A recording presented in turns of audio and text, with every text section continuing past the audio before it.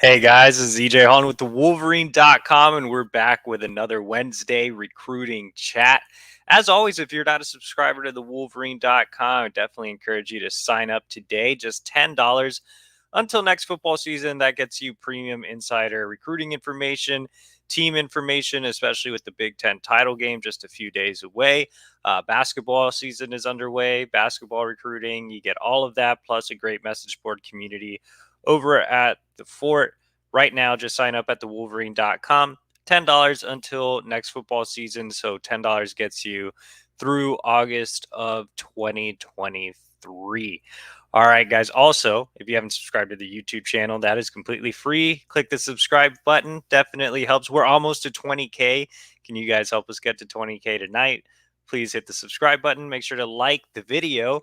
And we are going 30 minutes tonight on the dot. So if you want your question answered with a thorough answer, you can skip the line of questions. We already have some questions in the chat. So if you want to skip the line of questions, you can click the donate button that allows you to get in with a super chat. And that money goes towards our travel budget so we can go out and see recruits on the road and bring you guys great information.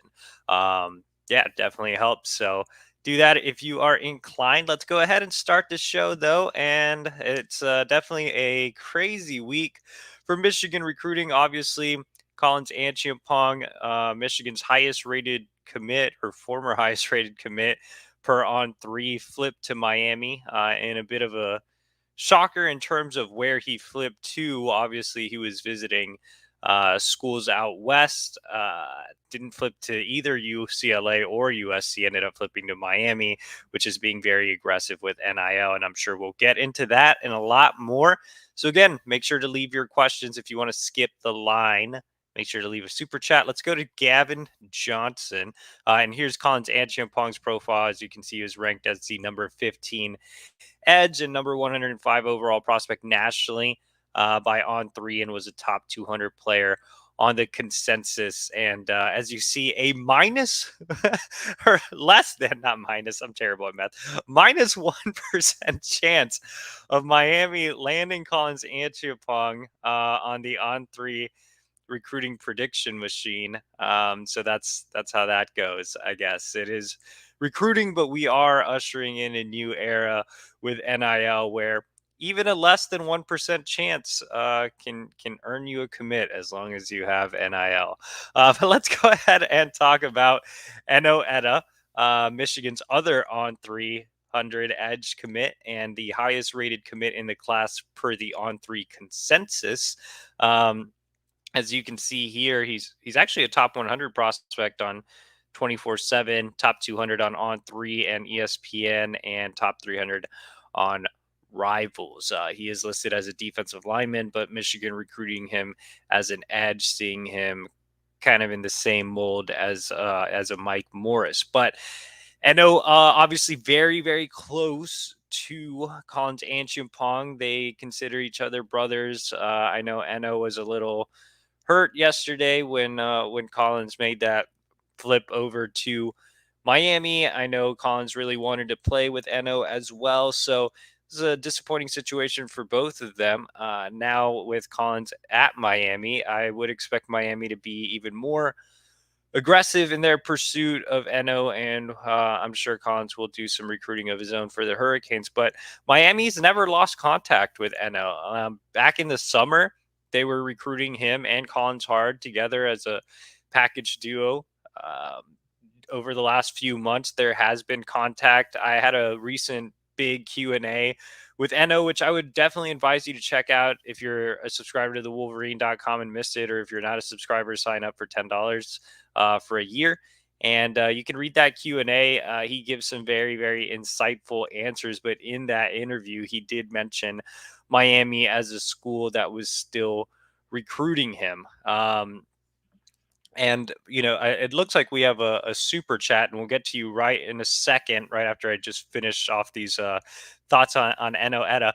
But yeah, I do think Miami is a bit of a factor, definitely a team to watch now that they have Collins. But I think Etta's situation is a little bit different. Collins, if anybody needed NIL, it was definitely Collins. He has some crazy situations going on, at home with both his biological mother and his host as well. So I kind of feel for him as well. But with Eno, I think his background's a little bit different. I think that he's also a kid that really values the academics at Michigan, a guy that wants to do computer science or engineering. I know his family really values the academic portion. And he also values Michigan's edge development. Obviously, Michigan has done well with Aiden Hutchinson, David Ajabo, Mike Morris. Mike Morris and Etta have formed a really close friendship as well. Etta has visited Oklahoma and TCU, so I wouldn't dismiss them either. And I'm certainly not dismissing Miami with their NIL run, but right now it looks like he's still firm with Michigan, but a lot can change in 3 weeks. But again, as of now, it looks like Etta is still happy with Michigan. We got 2 super chats. We'll go to our first super chat. So I'm not sure how to pull it up on the screen. Maybe our producer Matt can do so. Okay, there we go. Thank you. This is why our producer Hutch, who is named after Aiden Hutchinson, is so great. But Road Beers, EJ, Shane Johnson with $9.99, so a big super chat there. Collins and potentially his boy chasing NIL bags on South Beach. Bummer. Give me a percent you would guess now that we can land Nicholas Harbaugh, and do you consider Jordan Marshall the second most important recruit in 2024? That's a great question. Okay. First question, and we'll get to our other super chat. We had a huge super chat come in. I'll get to you as soon as possible. We're getting to Shane because he was in first. But Nicholas Harbaugh, so had a chance to see him this past weekend. Not a ton had changed, obviously, with him still, competing in his senior season. That did come to an end on Saturday as Archbishop Carroll was eliminated from the playoffs by Friendship Collegiate. So last game for Harbaugh, he can now fully turn his attention to recruiting. As far as a percentage, oh man, that's a tough one. I think today, so November 30th, I would say the percentage would be right at about 55. Maybe I'd give a slight edge to Michigan, but there's still so long to go in this recruitment. I know it doesn't seem like it because signing day is 3 weeks away, but you have to keep in mind that Harbaugh is waiting until the February regular period to make a decision. He still has 3 official visits to go, one being Maryland, another being Georgia, and another being LSU. And those SEC schools really scare me. Not only do they offer more from an NIL perspective, but they also are more friendly with track programs. And as we all know, Harbaugh, who is ranked as the #1 athlete by all 4 major services, is a guy that wants to play football and run track at the next level. He runs a 10.22 100 meter at 6'5", 225 pounds. So just a freak athlete and a top level sprinter at the high school level. So he wants to do both. Track was actually his first love. So track's very important to him. And that's obviously been a negative for Michigan throughout the recruiting process. I mean, good news there is he's close friends with women's track stars, Aya Holman. His one of his track mentors, his club coach, is a Michigan alum. So that's definitely helpful on the track side. And Michigan's track program has been very helpful in keeping in contact with Harbaugh and communicating with the football staff in regards to his recruitment. But obviously more climate friendly down in Baton Rouge and down in Athens, and both LSU and Georgia, are major contenders here. Remember, Georgia wasn't even in its Final Five. They recently soared back into this recruitment. Obviously, Georgia doing great on the field. LSU not too shabby on the field in Brian Kelly's first year. So, yeah, I am very concerned about both of those schools, and I am still very concerned about South Carolina as well. From what I've been able to gather, they've been great at selling their NIL. And also, Sterling Lucas is one of the best young emerging recruiters in the country, and he's done a fantastic job with Harbaugh as well. So, all 3 of those SEC schools bring a little bit of fear. I do think Michigan will get him back on campus for an unofficial visit. I also think Harbaugh's a guy that, look, man, I mean, he's, again, a freak of nature. Like, he's going to get a ton of NIL deals no matter where he goes. I think he knows that. The positives for Michigan is obviously Michigan is a superior school to the programs that he is considering. He does value education. He wants to be a neurosurgeon. His father works for NASA. His mother's a pharmacist. The family really values education. I spent some time with Harbaugh's father a few weeks ago, and he, mentioned how education was the number one factor for him. His mother is originally from the Detroit Metro, still has a ton of family there, and the flight, to Michigan isn't very far. It's about an hour and a half flight, so it's a quick plane trip for the family. They can go out and see him at any time while visiting family at the same time. So also just Michigan's, development, the NFL history, Jim Harbaugh, all of that great stuff is very, very appealing to Harbaugh. But I think the percentage right now is pretty arbitrary just because we have so long to go. And I do think Michigan does need to get him in for an unofficial visit since those SEC schools have OVs remaining. Second part of the question, do I consider Jordan Marshall the second most important recruit in 2024? I love that question just because, everybody's talking about Jadyn Davis right now and how he's the most important guy in the class. And obviously, he's a very highly touted quarterback. But yeah, I mean, I'm trying to go through my head and think of guys that would take that second spot. I think Justin Scott would be in the running. 5-star level defensive lineman from Chicago is a guy that's the priority. I think, has first round draft pick written all over him.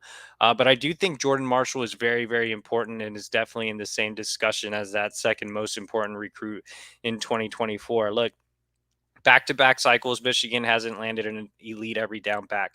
I love Cole Cabana as an athlete. I think he's a guy that's going to do a ton of things and be a very valuable weapon for Michigan, but I don't think he's going to be an every down back. I think CJ Stokes is going to be good, but not amazing. I think that, Benjamin Hall still has a lot of proving to do. So Michigan hasn't landed an elite back or an elite every down back. Again, I consider Cole Cabana more of an athlete. And again, that's not a knock on Cabana. I really, really like him as a prospect. Obviously, had a sensational senior year, but I think he's a guy you kind of move around and do different things with. In terms of the guys that they have taken as running backs, the other than Donovan Edwards, you had Tavier Dunlap, who I just did not love as a recruit, CJ Stokes, Benjamin Hall. These haven't been those elite backs like a Donovan, or like a Blake. So I do think getting Jordan Marshall on board is imperative. He is the only top 100 running back that Michigan is a true player with. He's obviously out of Ohio, where Michigan is making a huge push. He's extremely talented. On3 has him as the number 45 overall prospect nationally. This is the type of back that Mike Hart needs to land. It's awesome that he's making him a priority and not settling early in 2024 like he's done in his first two cycles at Michigan, but he needs to land Marshall. And that should, I mean, not be a gimme, obviously, especially with Ohio State involved, but look at everything Michigan can sell to running back recruits. I mean, the running back production, the amount of carries the backs get, Mike Hart's track record of developing guys, his resume as an actual running back. I mean, everything is lined up there for Michigan to land top flight running backs. Mike Hart should have no problem landing top flight running backs. And I think Marshall needs to be the guy in 2024. Running back recruiting has been extremely frustrating. I do think that Marshall is one of the must lands, and I know not all recruits are must lands. There's only a handful. I think Marshall fits in that must land category. Let's go ahead and go over to our next super chat. Devon Robinson with a huge super chat. 1999, man. We really appreciate you. If you guys want to skip the line, get your questions in. Remember, we're going 30 minutes tonight. Then make sure to come in with a super chat. If not, your questions will be answered in the order we receive them. All right. Devon says that Collins flip hurt worse than the Raylan flip. Wow. Well, it did hurt, I guess from it just being Miami and kind of one of those shake your head deals. And Raylan, we kind of saw coming a bit. But I would say Raylan was the more hurtful flip. Any edge prospects we can put last minute blitz on to commit or flip to Michigan? And will Michigan try to talk Harbaugh into playing edge now? Okay, so yeah, good questions. Any edge prospects that Michigan can take a look at here late? So the guys I offered up yesterday over at the Wolverine where Joseph Mapoyi won. He is currently trending to Penn State coming off a visit there. But if you remember, Mapoyi was sure should be a familiar name or a blast from the past, I guess. He was a very early Michigan lean. He visited for the spring game. He was a teammate of five-star Nicholas Harbaugh, who you just mentioned. They are very, very close. So getting Mapoyi on board would definitely help with Harbaugh. And you see his profile being brought up here. He is a 4-star on 2 services, including On3 and a 3-star on 24/7 and Rivals. He is new to the game of football, just started playing last year, so a ton of upside here, kind of similar in the sense with Collins. But you look at his school now; he's at St. Thomas More. So one of the reasons Mapoyi never ended up in Michigan's class is because of transcripts. He also aged out of high school, so he's now at the prep school in Connecticut, St. Thomas More. I'm not sure what his transcript situation is. If things have gotten in line, then he could be a guy that Michigan circles back to. Again, he was a heavy, heavy lean. I was expecting him to commit if they hadn't run into those roadblocks of the transcript situation. Like I said, he is trending towards Penn State. So if Michigan wants to make a move, they need to make one fast. I did see Joseph actually over the weekend. He was back out in Washington, D.C., supporting his former team, including friend Nicholas Harbaugh. So that would be an obvious one. Another prospect that I personally really like and Michigan was interested in the spring, didn't show a whole lot of interest in the Wolverines, but Michigan has done great recruiting edge guys out of the DMV. And that's Neo Avery out of Olney Good Counsel, one of the premier powerhouses in that region of the country. Neo did tear his ACL, which I think halted his recruitment a little bit. He's committed to Ole Miss. But again, even after the ACL injury, this is a kid that Michigan was really, really high on. He has experience playing quarterback at the high school level, but he's just a phenomenal athlete, 6'4", 225 pounds with a ton of potential. You see, he's rated as a 4-star by 24/7 and ESPN, 3-star by On3 and Rivals. But Neo's a kid that I really like. Again, committed to Ole Miss. Ole Miss's defensive line coach is a great young recruiter as well, Randall Joyner. But I think with Michigan, the relationships they've built in the DMV, having a prior relationship with Avery and the success they've had developing edge guys, along with the season they're having, I think he could be a possibility as well. So those are 2 guys I'll definitely offer up. And then as far as getting Harvard to play edge, I don't think losing Collins has any impact on Michigan's pitch to Harbaugh because Harbaugh wants to start off on offense and Michigan's not going to deny that. They want to get him on board as a true offensive athlete because again he wants to preserve his body for track is extremely important to him.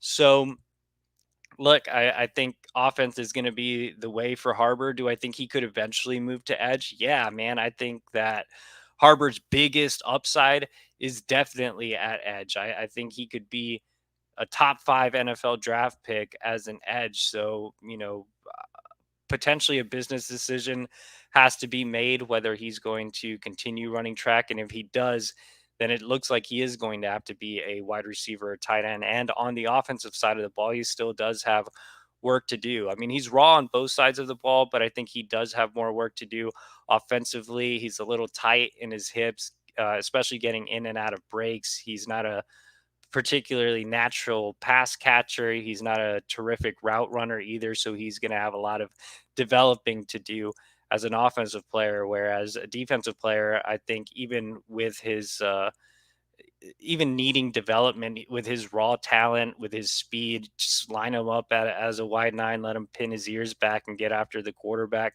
I think that he has more upside there for sure and can make a better impact and a more quicker impact on the defensive side of the ball. But again, with track being such a factor, the pitch is going to be offense because that's what he wants to do.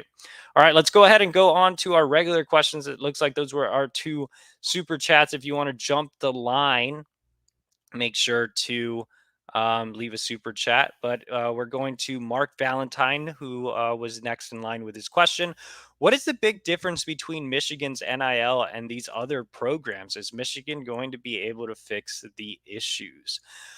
Um, yeah, so it depends which programs you're talking about, right? If you're talking about Miami, Texas A&M, Oregon, these are schools that are, making guarantees that are obviously very aggressive with their NIL pitch. That is their not necessarily their entire selling point, but that's a huge part of their selling point to recruits. I mean, money talks, and they're willing to spend money on the recruiting side.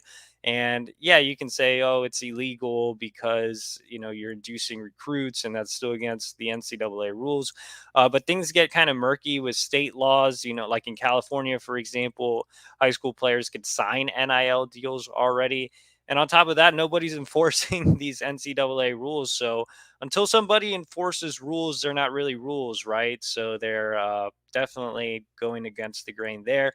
If you're talking about schools like Notre Dame and Penn State, which are less NIL oriented than Miami, Oregon, A&M, I think they're just a little more organized on the recruiting side with their collective and have a plan going. I don't know the exact specifics of the other programs, but with Michigan specifically, it's more so, hey, here's what you can make. Here's what the current players are making. Here's some examples of packages we can get for you, but nothing's upfront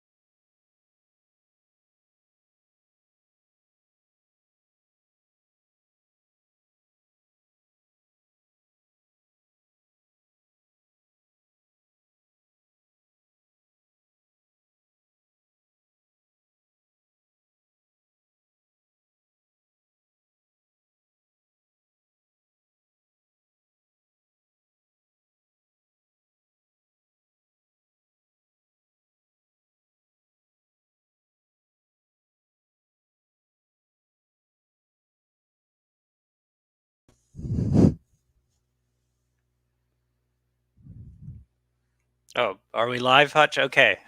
Sorry about that, guys. Thanks, man. Sorry about that, guys. My wife decided to mess with her plant grow lights as she is an ecologist and disconnected the modem. So, wonderful time. You can blame her. I don't know where we were at. We'll go an extra.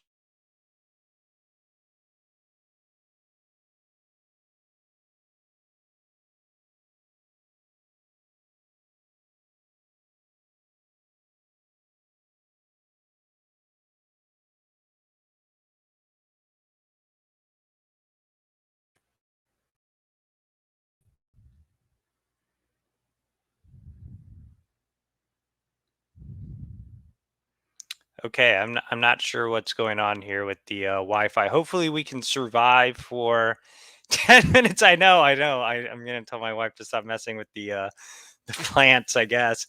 Hopefully, the Wi-Fi does not go out, or my wife doesn't disconnect it. But let's go ahead and go back to what we were discussing, which was the NIL.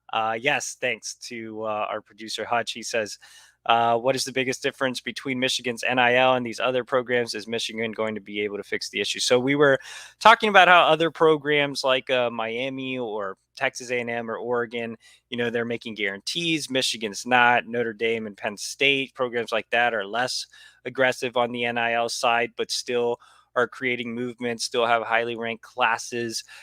They appear to be a little bit more organized and recruiting friendly. I think Michigan's trying to find a happy medium. Right now, Michigan has nothing to really pitch in terms of here's what you can make, like a true number. They can reference what maybe an individual player makes and say you can do that, but there's no set true plan. Nobody has their ducks in a row with the collectives and the administration and all that. Now, I have heard that Michigan is looking to do something similar to a few smaller programs like my alma mater, SMU, Texas Tech, another school that's doing this where they have a set quote unquote base salary. So if you're, a skill position recruit, you automatically get 50K plus everything else you earn on your own with NIL. So, that number could obviously be larger at Michigan being a much bigger school than an SMU and having much bigger, having a much bigger alumni base, more donors, etc. So if you can say, hey, if you are a skill player, if you're getting paid 50K a year, that's 200K if you stay 4 years plus all the NIL endorsements you can make with Michigan's global brand and our alumni network and all that good stuff. So that would be a starting point for sure. That would allow Michigan to keep the culture, um, to avoid having a complete crash like Texas A&M did with their freshman class. It would still allow them to recruit kids that aren't chasing just the highest bidder, but kids that do want to get paid but still value what Michigan has to offer. And I think even offering half or 3/4 of what some of these other schools are offering um, can get elite level recruits enticed by what Michigan is doing. So I think the base salary is also a good plan from a team perspective because everybody gets paid, everybody benefits, and Jim Harbaugh has very much preached family, taking care of everybody, and that plan would allow everybody on the team to be taken care of. Now, you want to clarify something on the NIL side. Michigan has done a great job of getting their players opportunities, of taking care of guys on the team. You're seeing great success with guys like Blake Corum, Mike Morris, JJ McCarthy, some of the bigger names profiting off of NIL. But I think across the board, if you can have that base salary again to pitch to recruits, that's definitely a great starting point. Let's go down to our next question, and it comes from Tyler Butash, and he says, "How can people decommit from a 12-0 team?" Well, like I said, NIL talks, man. I mean, if you're in a situation where you need a guaranteed amount of money, and not everybody is as fortunate as maybe you or me, they need that money quickly. I mean, you can make a rash decision. These are 17-year-olds making decisions. They're not necessarily looking at the long-term benefits of Michigan's education or the 12-0 season. I mean, if somebody offers you, for example, if somebody offers you $5,000 and I tell you I'm going to give it to you now, or I tell you I'm going to give you $5,000 next November and you'll get some extra benefits, which one are you taking? I mean, that's a hard decision. I mean, for me, I'd just take the cash now. I don't really want to know about the extra benefits if someone's giving me 5 grand right now. So kind of think about it like that, like in your own life. Would you take that money right now? Would you wait an entire year and not, really know what exactly those benefits could potentially be, if they're going to be much better than the 5K that you might need right now? It's things like that that these guys have to process, and on top of that, they're not adults, and some of these guys don't have a strong support system to let them guide them through this. Some of them might come from rougher circumstances. So yeah, I think the record, it doesn't matter to some recruits that are looking to profit off of NIL immediately. So it's just kind of the age we live in. Let's go ahead and we have a super chat from Shadyville 03199. Our producer Hutch has not come up with a little horn sound, so yeah, no, Hutch not doing a great job on that one. But let's go ahead and see what Shadyville 03 says. He says any off the radar commits. In example, Derek Moore or Darius Clemens from last cycle. Yep, I got your question, Shadyville. Okay, so let's go ahead and address potential, maybe late guys that could get in the fold. I'm not sure if you'll see a recruit of the caliber of a Derek Moore or a Darius Clemens. Those guys were top 100 guys, and things kind of fell into place with coaching changes, things like that. This cycle, I mean, that could still happen. We're still 3 weeks away. Michigan's actually going to benefit from signing day being pushed back a week. So normally it's around the 15th. It's on the 21st this year. So an extra week there. Yeah, I think some guys to maybe keep an eye on. And again, it's tough for me to really say names because of the rise of NIL. If we're looking at potential highly touted guys, if I were just to throw some out there, uh, Aaron Williams is definitely one to keep an eye on. He's discussing potentially taking an official visit to Michigan in December. He's a 4-star cornerback out of California, committed to Louisville. But the problem with Williams and that recruitment is Louisville is very NIL heavy, and the other schools he's considering, Georgia and Oregon, are also very NIL heavy. So if he comes to Michigan for an OV, how much does that matter considering the other schools that are involved and how they handle NIL? So I'm not super optimistic on Aaron Williams, but he is worth mentioning since he is highly rated, as you see here, a top 200 prospect on the Odd3 consensus, and is looking to maybe make an OV to Michigan in December. Some other guys to throw out there. Jacoby Johnson, who's committed to Oklahoma. Really, really love him as a prospect, man. He would be one hell of a flip from the Sooners. Now he is an Oklahoma kid.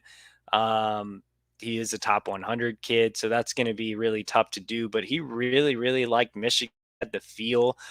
Michigan kid. He was a high academic kid as well. So I think Jacoby Johnson could be one. Think that maybe if I were to throw out another one, that has a connection to Michigan, I guess, or two that have friendships with Michigan commits. Jackson Howard, who's committed to LSU, another edge prospect. Michigan now in need of an edge. Howard had Michigan in his final 5. But from everything I've gathered, Howard's pretty solid to LSU, but he is friends with Etta. Maybe he gives Michigan another look. He's a Midwest kid out of Minnesota. So, I wouldn't completely dismiss him. Caden McDonald, who's committed to Ohio State, he was really close to Etta. He was close to Collins Acheampong as well. He almost committed to Michigan, and then ended up choosing Ohio State at the end of the process, or at the end of the current process. It's not over till it's over. But Michigan's coming off a win over Ohio State.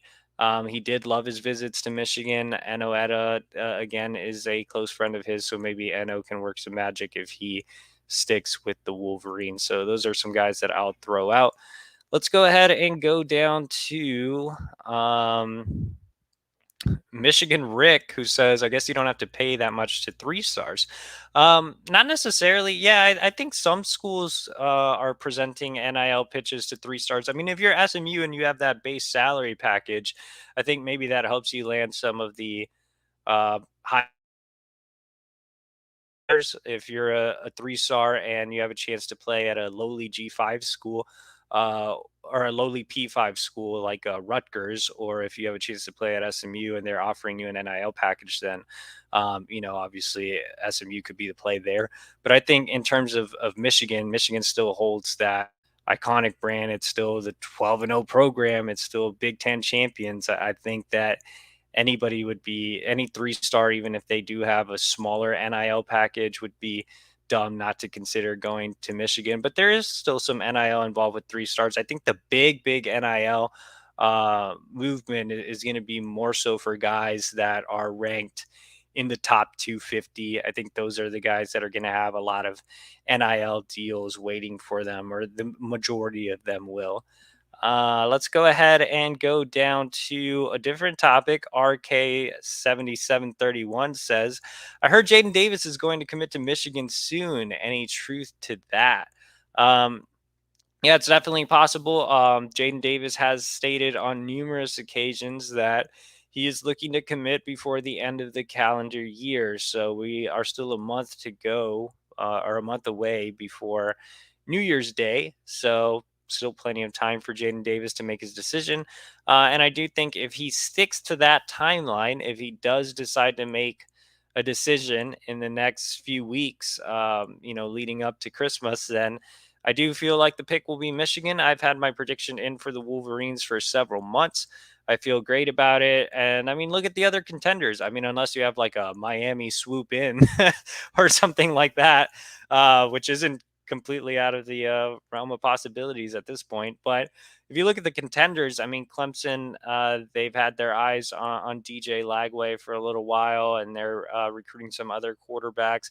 Tennessee had him in for a visit, but doesn't look like there's much movement there. Penn State was recruiting him really hard, but he never visited in the fall. North Carolina had him in for a visit in the fall, but not a lot of movement there as of late either. So the only school that really makes sense is Michigan. He's been so many times. He visited on multiple occasions throughout the fall.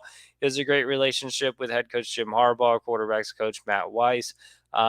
He loves the pro experience that both Weiss and Harbaugh bring to the table. He loves the fact that Harbaugh played quarterback at the University of Michigan. So everything's kind of lining up there. He's also developed a close friendship with JJ McCarthy, who's already serving as a bit of a mentor. So yeah, I think that right now it's definitely a very strong possibility that Michigan does get Jadyn Davis on board before the end of the calendar year. So yeah, I would say there are truth to the rumors, but I wouldn't call them rumors. We've kind of been reporting that for a little while now.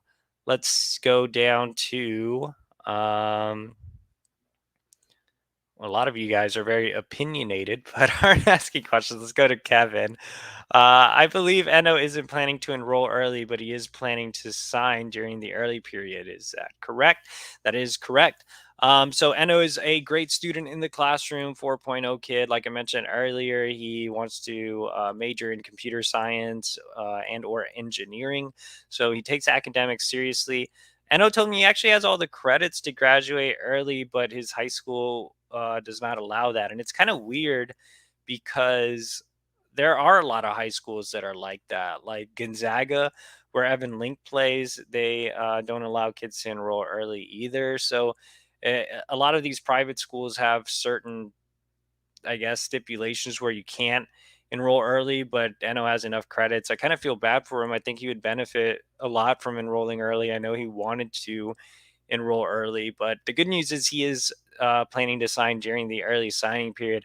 I'll probably be in Dallas around signing day because going back to see family. But so that I'll check in with Eno and probably go to a ceremony and all that good stuff. And if something happens, I'll be there, boots on the ground to report on it. Let's go down to Joe Dollar. And he says, does Belleville firing Jermaine Crowell have a positive, negative, or indifferent impact on Michigan landing Bryce Underwood? I've heard you reference beef between Belleville and Michigan. Can't find anything. So, yeah, the beef with Crowell extends way longer than even my time on the Michigan beat. So several years back, Crowell had a disagreement with Jim Harbaugh, and there's been some tension there ever since that happened years ago. Um, at a satellite camp 2 years ago, Harbaugh offered to shake Crowell's hand. Crowell refused. I reported on it, and Crowell hated me ever since then. And yeah, there's just always been friction there between Crowell and Harbaugh. But fences were mended pretty recently, thanks to Steve Klingscale and Ron Bellamy. They do a terrific job recruiting around the Detroit Metro. Mike Hart as well was involved in helping repair that bridge to Belleville. So I think everything was fine, or as fine as it could be, I guess, between Belleville and Michigan. But I do think not having Crowell there probably helps, just having a less anti-Harbaugh voice around Bryce Underwood can only help. But I still think Bryce Underwood's recruitment's going to be tough to win. He has a lot of major suitors. I'm sure he'll have all types of NIL deals rolling through. He does have a wandering eye for programs down in the South, but Michigan is making him a priority. He visited a couple of times this fall. He's a tremendous talent. He's even bigger than that listed 6'3", 202. He's physically one of the most impressive underclassmen quarterbacks I've ever seen.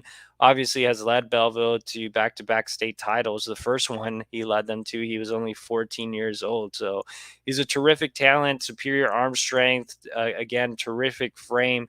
I really love what Bryce Underwood can bring, but Michigan's not doing all its eggs in one basket. With Underwood, obviously, is a priority, but they are recruiting other top 2025 quarterbacks like Ryan Montgomery, who's in the top 100, Cutter Boley, who's in the top 100. So there are some other options at quarterbacks as well. Let's go down to, looks like we got some more comments. Sorry, guys. A lot of you guys are arguing in the chat, so hopefully hopefully we all settle down. Let's go to Jesse Areola, who says, who's getting in trouble with NIL right now? What are we afraid of, and who? I'm not sure that anybody, at Michigan's getting in trouble. Certainly nobody nationally is getting in trouble. It's not like the NCAA is handing down punishments for inducing recruits, even though it's out in the open. It's just not happening. And, I don't think anybody's in trouble at Michigan right now. I think they're just trying to form a plan, and it's taking longer than we expected. So it's I think Harbaugh and now that Santa Ono is the university president, as soon as we hit the offseason, they'll push to get it done ASAP. I know Harbaugh wants to take care of his players. I know everybody's kind of getting restless with NIL and recruiting, so I'm sure Michigan will get it done in the offseason. Let's go ahead and go down to Tommy Hughes. Other than Harbaugh, Jair Hill, possibly Aaron Gates, and Spencer Fano, are there any other real 2023 blue chip possibilities? Oh man, that's a tough one. I think you named the blue chip possibilities. If you even consider Gates a blue chip prospect, because he is a consensus 4-star, but I believe he's a 3-star on a couple of sites, including On3. So no, man. I mean, there are some outside potential guys they could get in the mix for. I mean, I mentioned some of them earlier, like an Aaron Williams that they're back in contact with, but a lot of the guys left on the board are not necessarily blue chip prospects. I mean, Carmelo English, I'll throw out. He's probably in the same realm as Aaron Gates. He's a consensus 4-star, 3-star on some sites, but is an Under Armour All-American and a prospect that I'm really high on.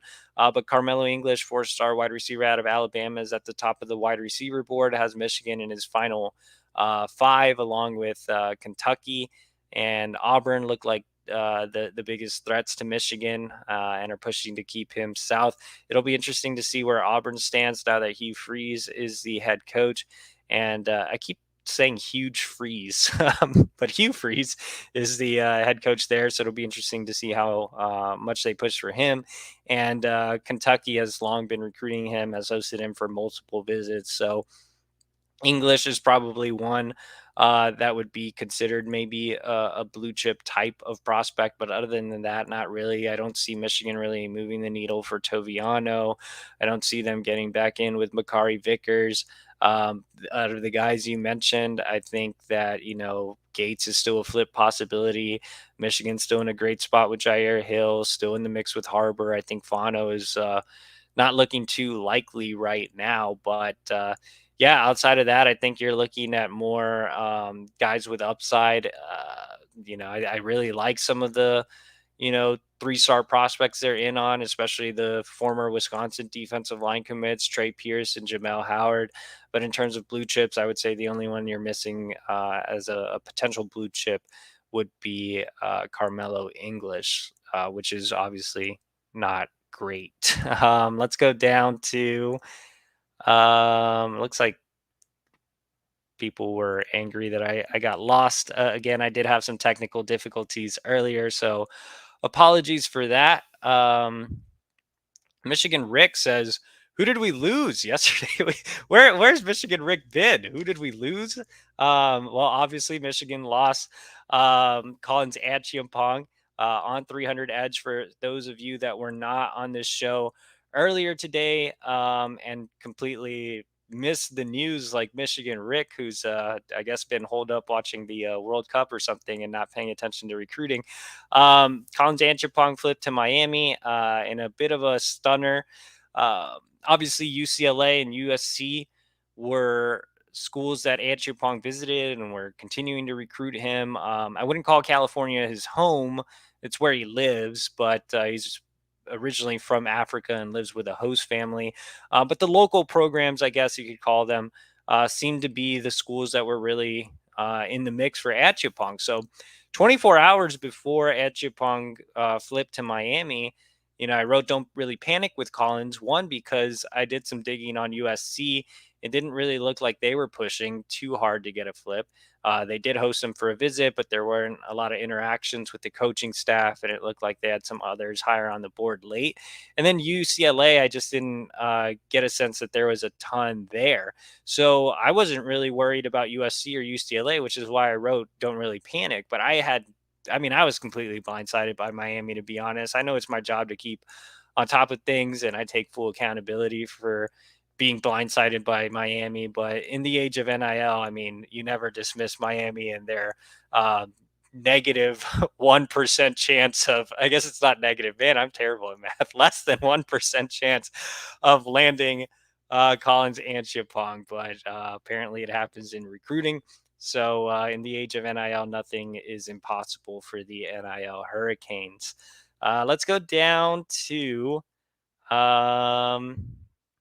yeah, I did go longer tonight, guys. I had some technical difficulties earlier, so trying to get to all your questions. We'll wrap up here pretty soon, but yeah, I apologize for the technical difficulties. Like I said, my wife was messing with her plants and disconnected the internet.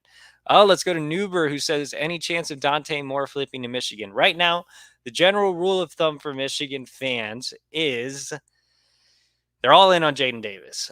Michigan is really all in on Jadyn Davis, man. I don't think there's anything with Dante Moore. I don't think there's anything with Brady Drogosh, who committed to Cincinnati, and obviously you have the Luke Fickle situation. Look, Dante could be back on the market. Maybe. Kenny Dillingham, obviously off to Arizona State. Dillingham was his primary recruiter, the offensive coordinator at Oregon, which was a big reason Dante committed there in the first place. But I know Oregon did a great job on the NIL front as well. I know Dan Lanning, the head coach there, has been very involved with Dante as well. Look, I don't think with Michigan just not being very proactive with NIL, I don't think there's going to be anything with Dante. And on top of that, he never really had the greatest relationship with Matt Weiss anyway. So it's not like he looks at that and says, "All right, these are guys that I really love." Now he did like Harbaugh, but he felt a little slighted during the Harbaugh NFL drama. Did have a good relationship with Ron Bellamy, but again, I don't think that's going to be enough to really get back into the Dante Moore race. Nor do I think Michigan is really looking to get back into the Dante Moore race.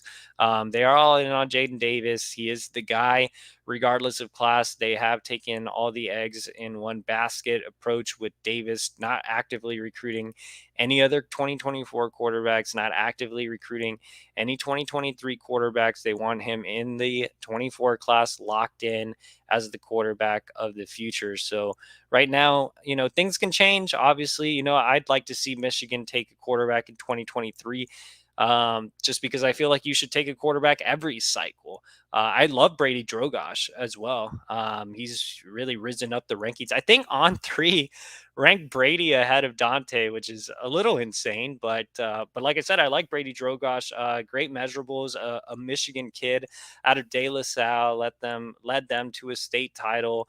Big frame pocket passer with terrific athleticism. Was the highest tester at the Elite 11 regional in Ohio. So Brady Drogosh, I actually wrote after Michigan missed on Dante that Drogosh should be the guy. And I still think, if I were Michigan, I'd be going in for Drogosh in spite of Jadyn Davis and trying to land both of them. But right now, the plan is to just go all in on Jadyn Davis. They've put in so many resources in the Jadyn Davis recruitment. They really, really want him on board. So I don't think you'll see them make a push for Dante or for Brady.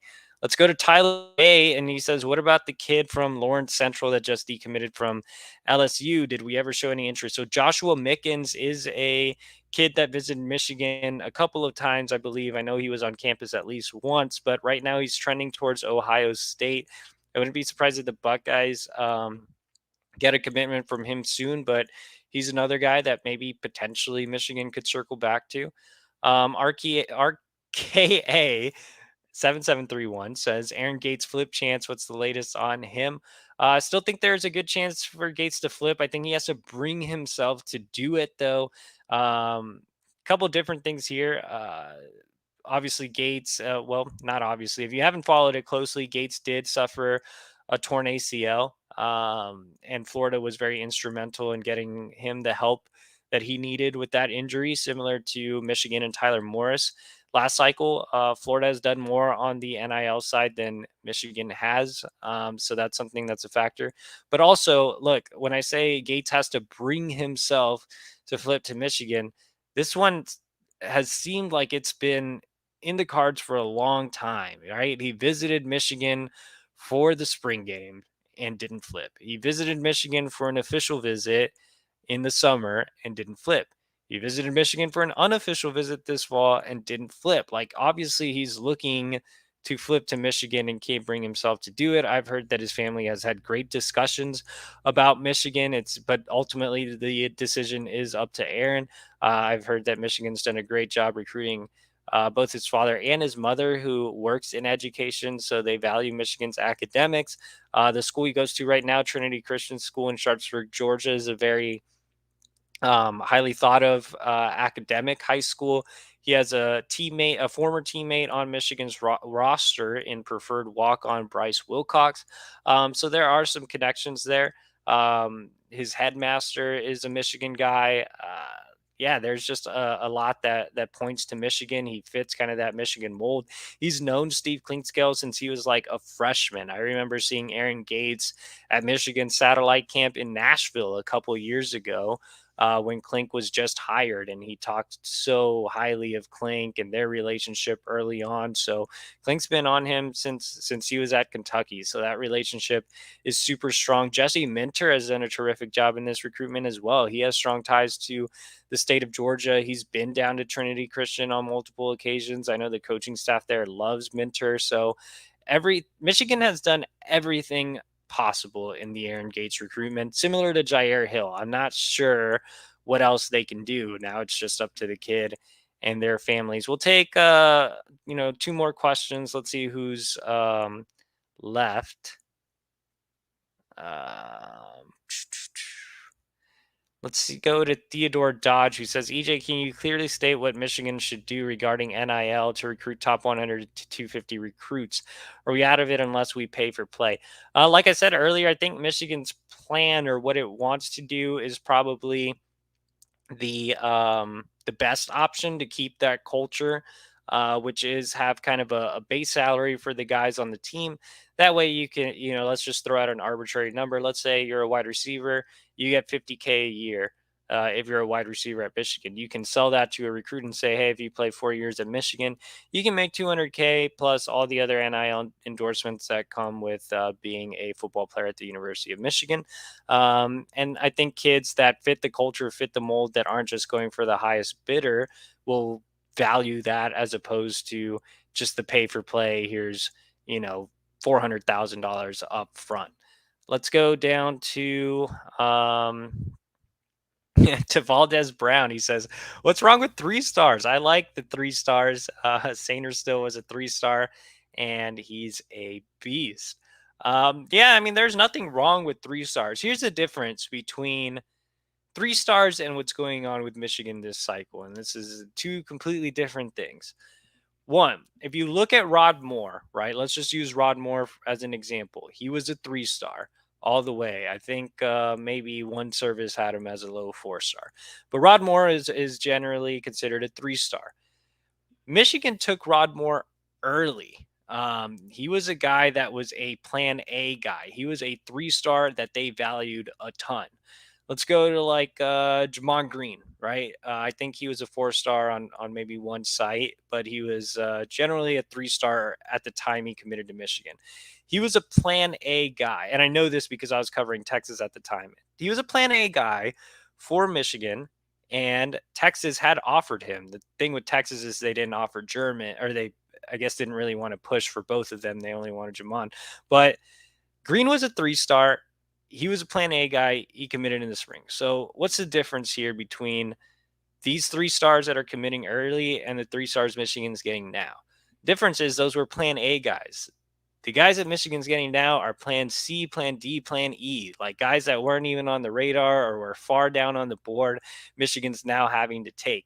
So I'm fine if you want to say, hey, Michigan's great at evaluating all these 3 stars. That's true. They did great at evaluating Rod Moore. That's awesome. But Rod Moore was a plan A guy. These guys aren't plan A guys, and that's the big difference there.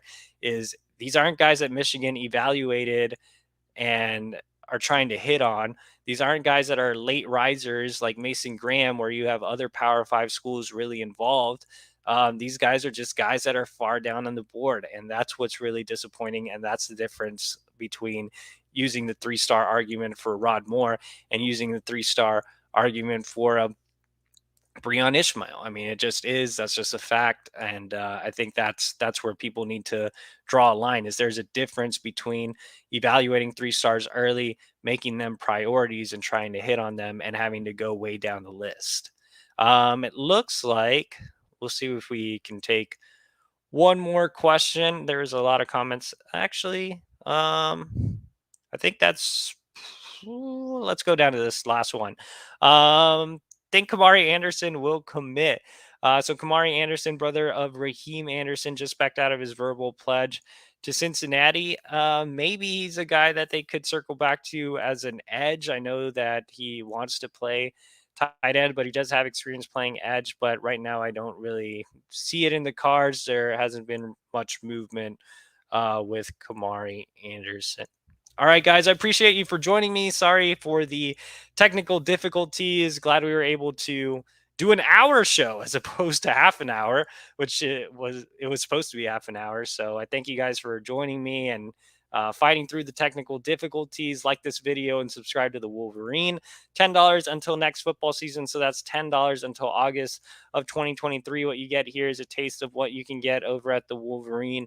Like this video and leave a comment, share the video, and tell your friends about the Wolverine. Thanks for joining. Hope you guys have a great rest of the week.